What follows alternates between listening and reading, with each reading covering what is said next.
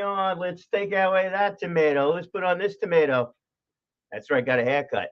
And when I left the barbershop, he was doing he made the hair look a lot better than what I got going on right here. But we're here anyhow.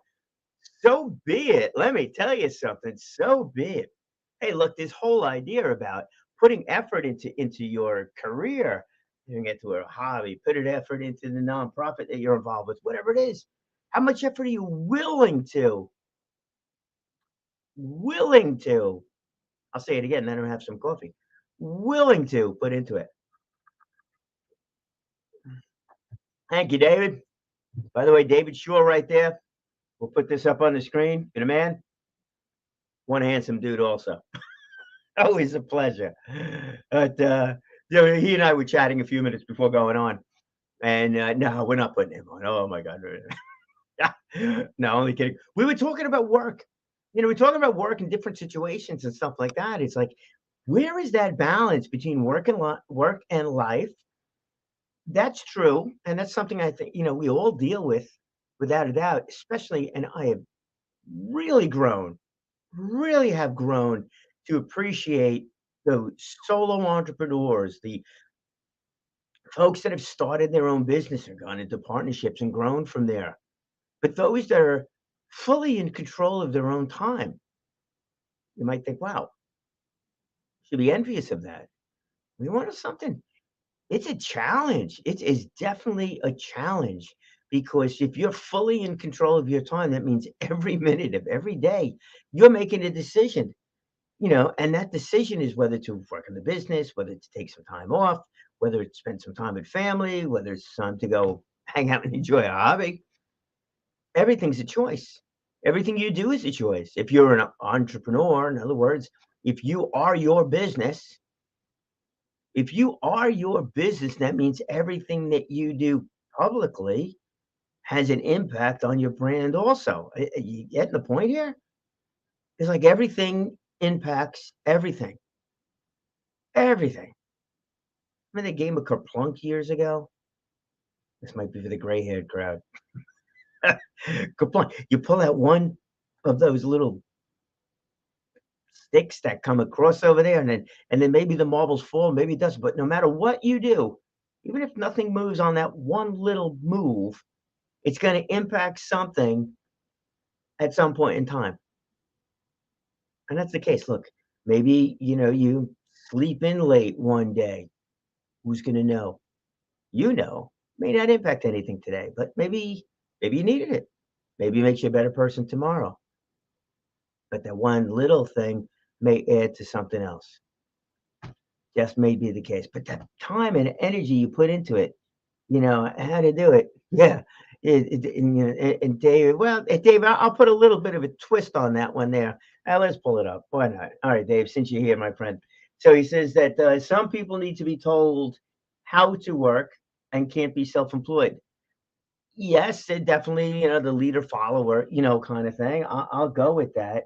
But, in some respects, it's almost easier to be an employee. And I've known some great employees, true employees over the years that you just have to have as part of your team. Have to. And they're happy to be part of the team. Right environment, right people, right everything that goes along with it. Because they really truly enjoy that, they work 9 to 5 and then they go on to something else. I think they're always looking for something a little bit more than the paycheck, but they want that world, the work world, to be the work world and their home life to be the home life.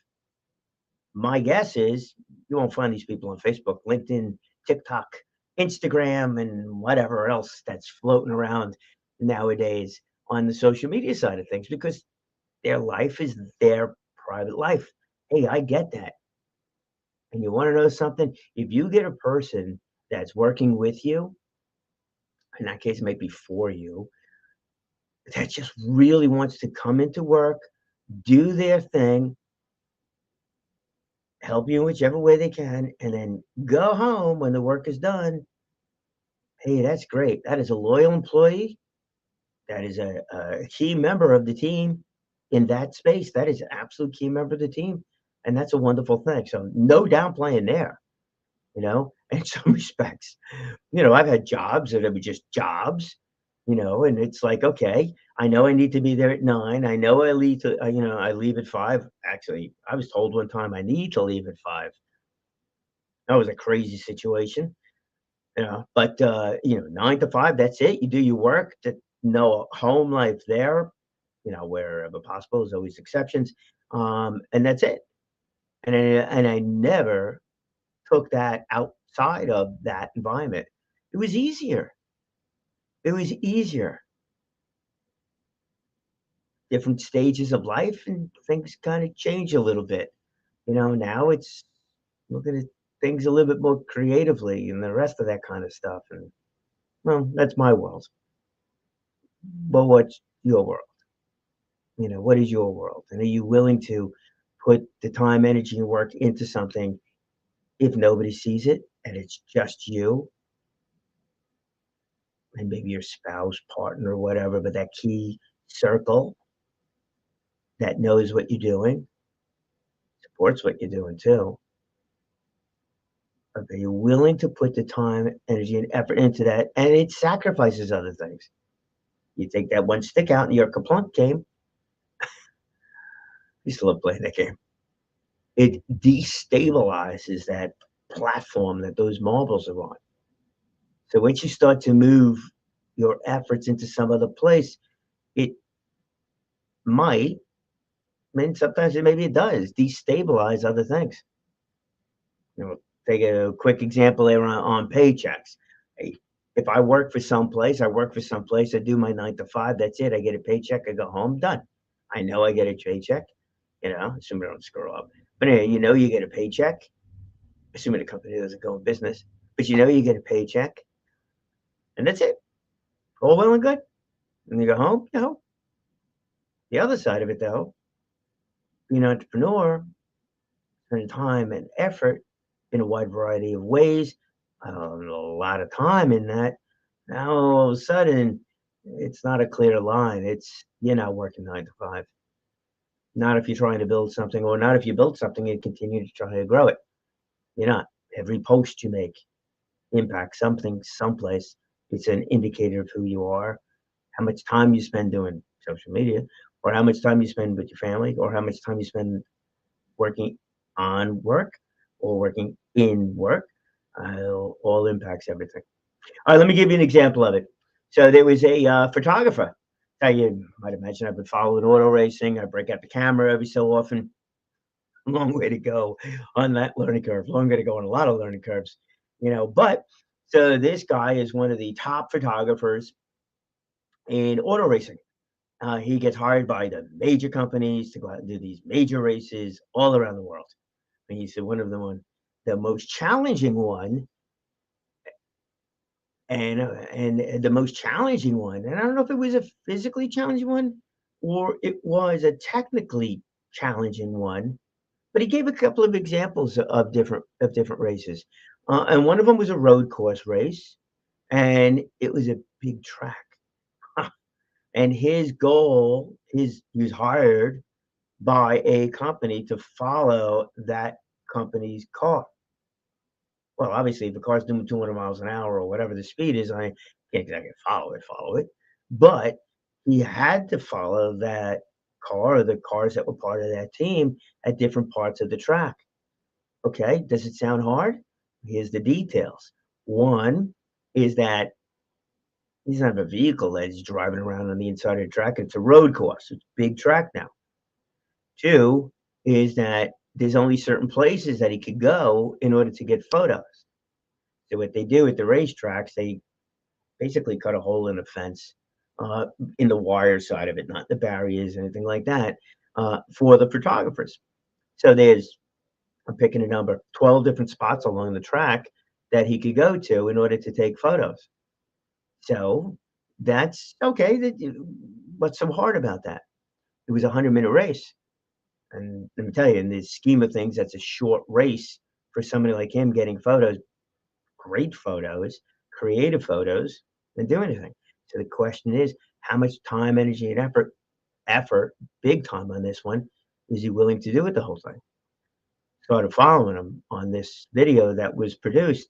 He's running with a big camera, big lens, tripod, the whole his equipment from one different place in the track to another. He then went up onto it, and it was in Long Beach, so it was in a downtown area also. So he's got that infield area to go, and then he goes through this tunnel. He gets on the outside, and he goes up on a garage to take photos down of the cars as they're passing along. But it's not even just of the cars; it's of the car company that he was following.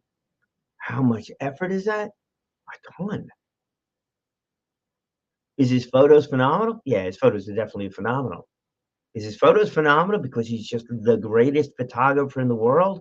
Or is it because he's willing to put that effort into getting the greatest photo in the world by being a great photographer as well? That combination, the combination of those two makes him actually the go-to guy when it came to taking photos of racing cars. As somebody had put it inside that video, he's the one that the racing uh, photographers go to. So he's a racing photographer's photographer. I think that's the whole thing we said. And the comment was is because he puts an amazing amount of energy into doing this. The follow-up place was Pikes Peak. So he did the race at Long Beach, got on a plane, went over to Pikes Peak. Pikes Peak, if you don't know it, Pikes Peak is over in Colorado, and I've never been there or anything like that. This is not a grandiose explanation of it, but it's a automobile race, different classes of cars, etc. That doesn't even make a difference. They start on the bottom, and then they race up to the top of the mountain. They race up to the top of the mountain, and when they get to the top, they stop. The car's passing these areas once, not a circle track that goes around 200 times or whatever, where you get multiple opportunities. Go once.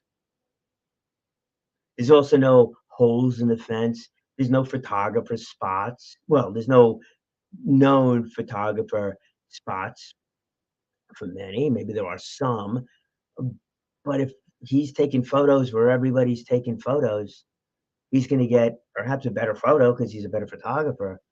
He's not going to get that one in a million shot. That was the photo he got when he at Long Beach. What really made a big difference in those photos, that it was a golden photo because he was up on the roof of the garage taking a photo down as the cars came around a corner, and he did that panning shot. My capabilities at this point, I keep trying. But he did a panning shot. The car is crystal clear. Everything else is kind of blurred. It showed motion. It was unbelievable. He got that because he put the effort into it. And that's the question. How much effort would you want to, need to, can you put into what you're doing? The Pikes Peak shot he got, I don't even know how he did it because the car, he's going around Pikes Peak. There are areas over there where there's no guardrail. And it's a paved roadway, but if you go a little bit off, you're hitting the gravel. And he got one photo where the car was going around the turn. The back tires went on the gravel, so you get a little bit of the dust getting tossed up with that whole thing. And he got the shot, and he's level with the car. And I don't know how far away he was. It could have been, I don't even know. You got all this magnificent equipment. He could have been, I don't know if it was a mile away, but it was quite the distance. Unbelievable shot with the car crystal clear, the roadway, the dust, even the sun area behind it, and it's just gorgeous. It's just gorgeous. How do you do that? You gotta work. And that's one of the things that they respect about this guy in a million and one different ways. All the other photographers love this guy and respect this guy because of the amount of work he puts into it. So they see the work. And when people see the work that you're willing to put into something, they'll appreciate that also. I know certainly they'll appreciate that also. I don't have permission. I didn't speak to him. I don't know to show any of the photos. So suffice it to say, just the point is, how much time are you willing to put into something to make things happen? And there's been quite a few different groups that are just really willing, and they continue to do that, and is out of doubt, it is seen. It's seen by other people, and that, is absolutely, it's absolutely terrific as that goes. All right. Few other things coming up. A number of different events that are coming up. David Chemesky, um, big time fan of this guy. He does podcasts. He's friend. He's shown up, supported me on different things. He's got an event coming up. I didn't pull everything together, to tell you when that is. But David, when you listen to this, if you listen to this, hopefully you do listen to this. Love to have you on as a guest soon. I know that is coming up shortly. The racetrack folks, Racetrack Street. It was announced yesterday. They got approval for races again in 2003 over in Calverton. So it's in the same, and I never even found out if it's actually on the same runway, but whatever. It's in Epcal Park in Calverton. I hope it's on the same runway. It really worked out really well strategically how the cars were in the pit area, the staging lane is the racetrack. The sponsors, they had plenty of room. Food trucks down there too. They had plenty of room. Everybody seemed to have plenty of room. That was good. It's just amazing.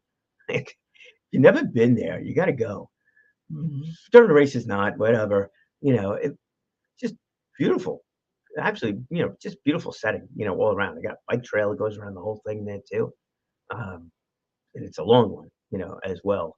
So, the effort that they've been putting into this thing for years, years, years to make that work, paying off. So this will be year 3 that Racetrack Knott Street has got the temporary still approval from the town of Riverhead, but they do have the approval for the 2023 racing that'll take place in Calverton in Epcal Park. So Pete Scalza, Marie, uh, bravo to the two of you, all the folks over at Long Island Needs a Drag Strip that have been supportive of it.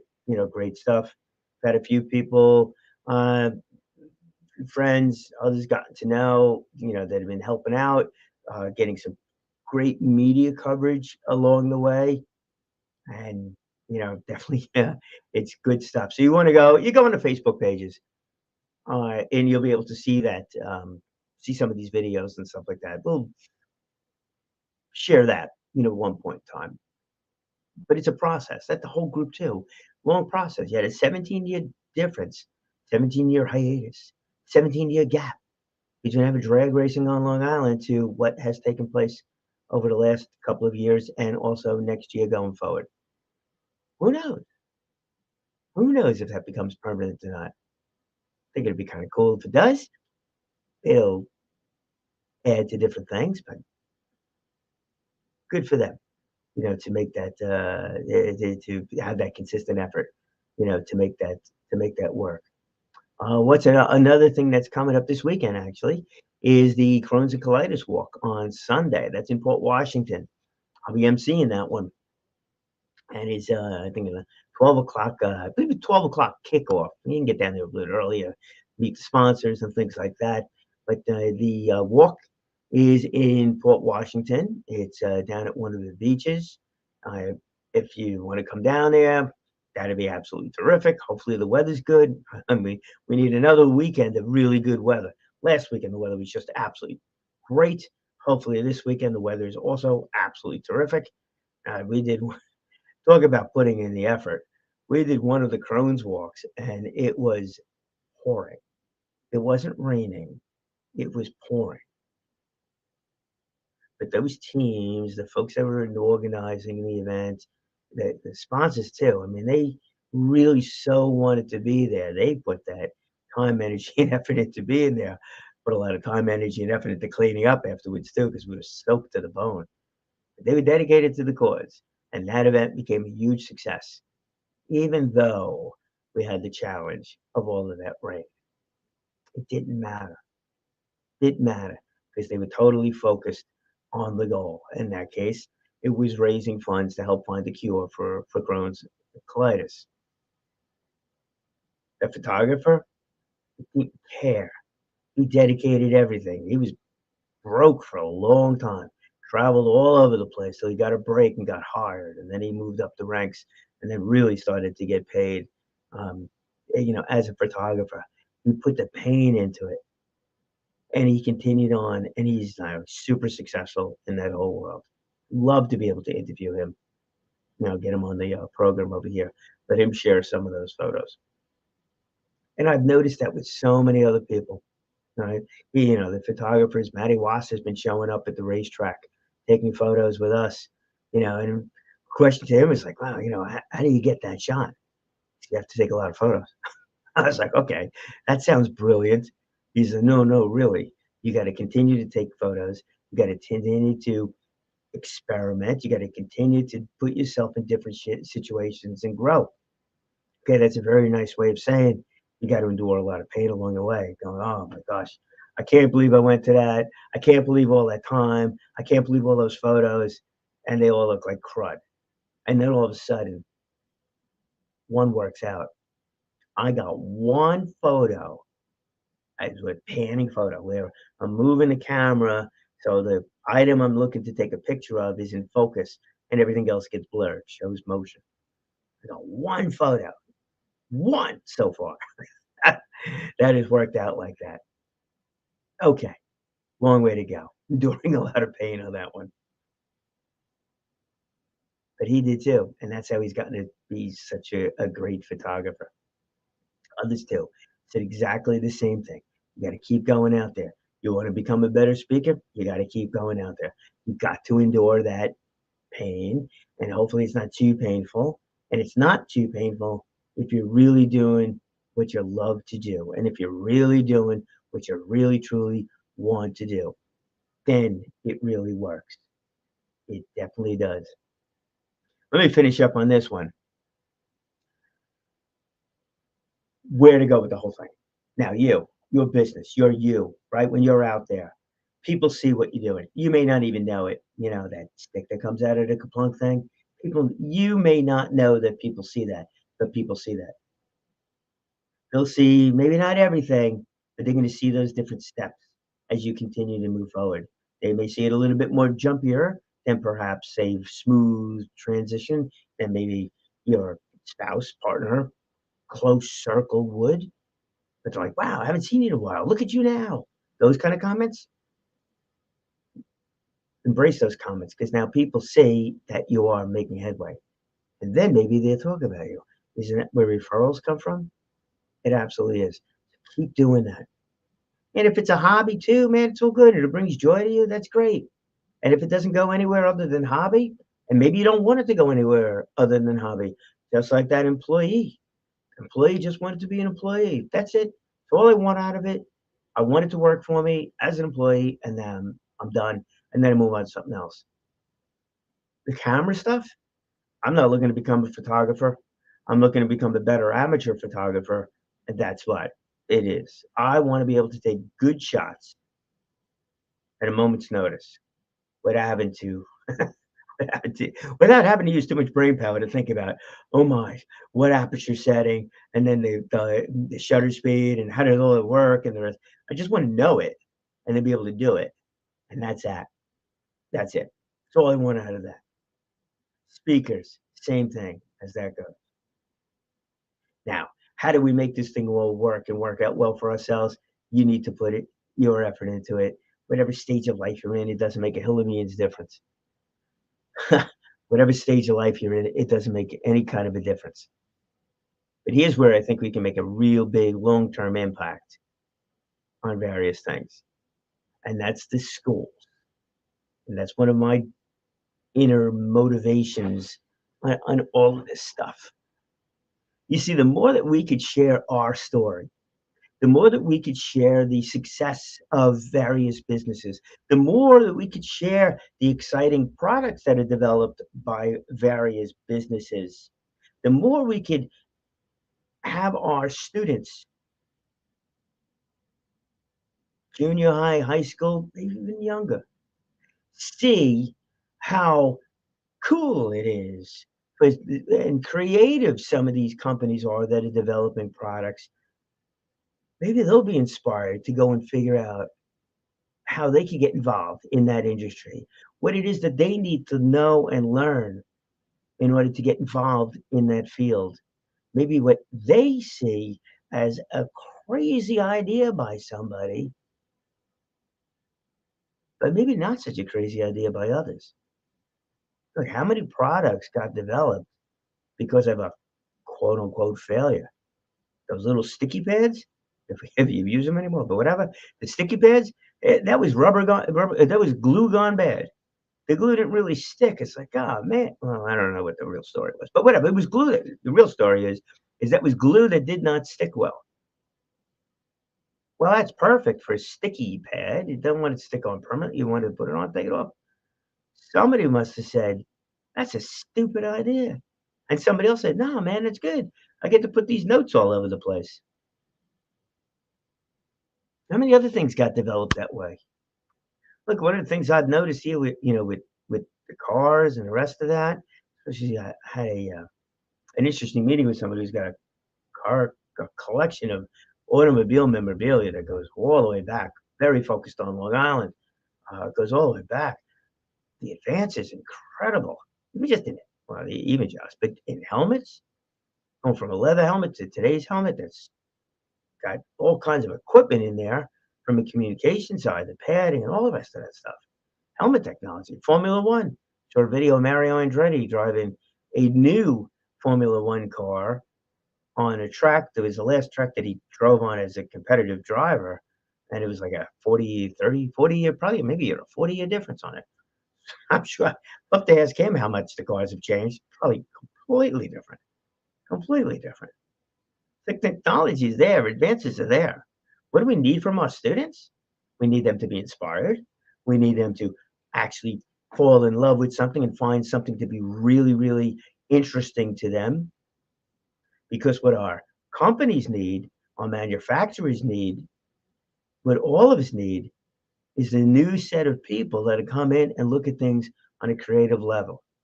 We need somebody else that's going to create the new sticky pad because something didn't work and they figured out something else. Well, we need somebody that's going to figure out how to make solar that much better to deal with some of the issues that are there that everybody makes jokes of and continue to move that stuff forward. Will electric vehicle cars become more popular? Oh, yes, yes. And I do say that in front of my internal combustion engine friends, but the answer is yes. Will the engines ever go away? Probably not. But more and more of those electric cars are coming. They need to become better, cheaper, faster, longer lived, all the rest of that. So we need somebody that doesn't get hampered by that water cooler problem. Oh, we don't do it like that because we've always done it this way. Well, if we've always done it this way, will we ever change? No. So there is the balance too. It's creativity, it's knowledge, and endurance. You can match those three together and you can become the top of everything. And if we can instill that in our students to at least find things interesting, then I think the rest of it will come along. They'll get educated because they want to, and they'll continue on and work through anything because they want to.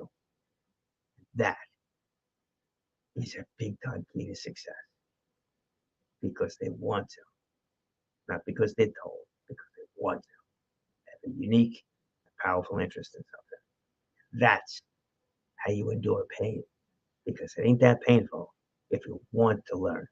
It's very painful if you don't. Tell everybody what it is that you do and how you get excited about the stuff that you do and how you can endure things because you want to learn and grow. And that is what you should be talking when you speak well and you speak often and you live inspired because you will inspire others to do exactly the same thing. Nice. Little bit of music.